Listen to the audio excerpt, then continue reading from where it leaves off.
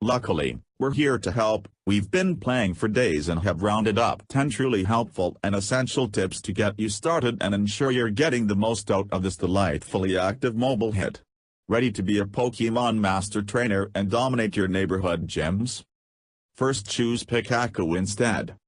If you haven't started yet, or you're willing to begin anew, then there's a surprising twist. You can choose Pikachu as your starting Pokemon. Hear that sound? It's the screams of millions of fans learning that crucial detail after spending hours trying to find the iconic yellow creature around nearby towns. What's the trick?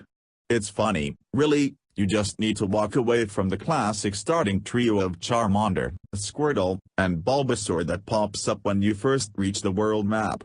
They'll spawn around you a few more times as you wander off, but eventually Pikachu will pop up right alongside them. Catch him and you'll have the charming Poké-pal from the start. Second, look for rustling leaves. Having trouble tracking down some Pokemon in the world?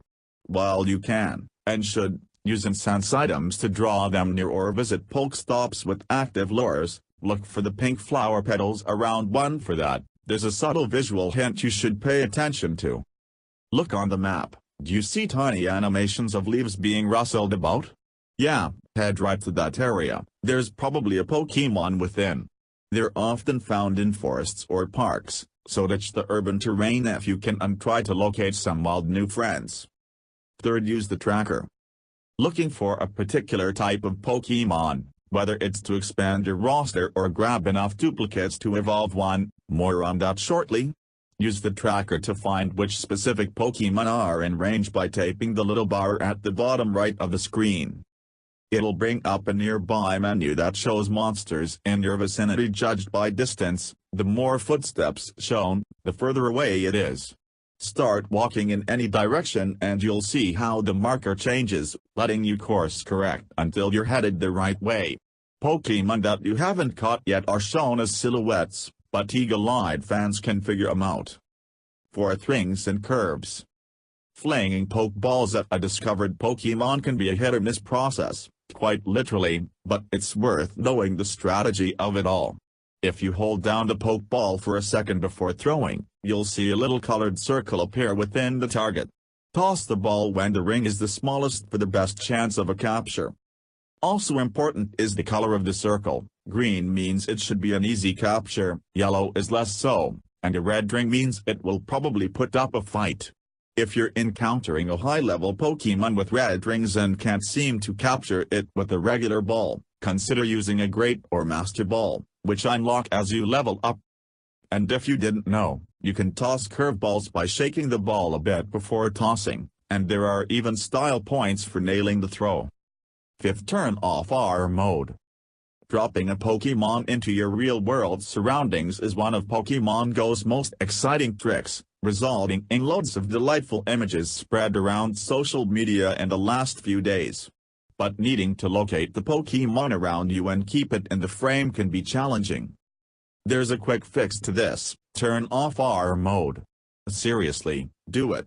You'll lose the cool effect, but the benefit is that the Pokemon will then be centered on your screen and not move when the phone does.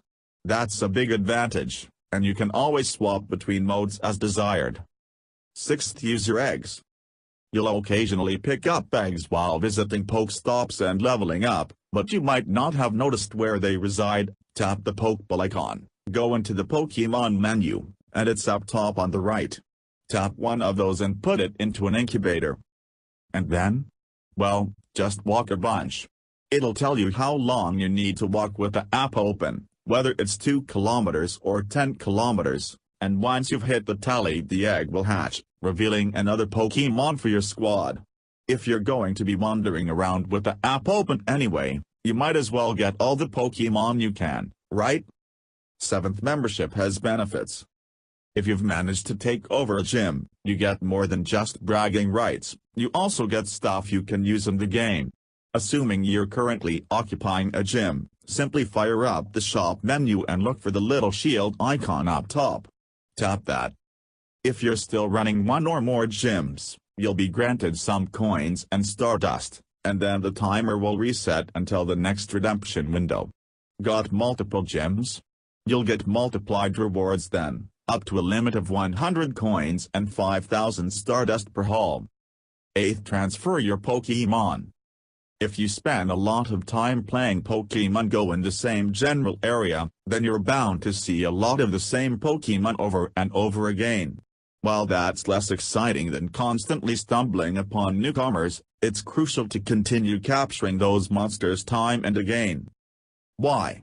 Because you can transfer them back to Professor Willow, who will give you a creature-specific candy for your troubles.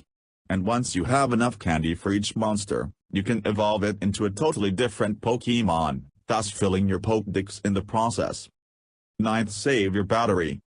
Between the constant GPS connection, the need to use your screen, and the R mode pulling footage from the back camera, Pokémon Go is an absolute battery killer. That's not terribly surprising, but it's even worse than expected, with Niantic saying they're working on a fix. What can you do in the meantime? Well, aside from getting portable battery charger or an extra battery for your Android phone, consider using battery saver mode in the settings menu. Essentially, it turns off the screen when your device is held down, but you still get a vibration when a Pokémon is nearby and distance is still tracked. Also, seriously, turn off R mode. 10th. Play on your commute. Pokémon Go might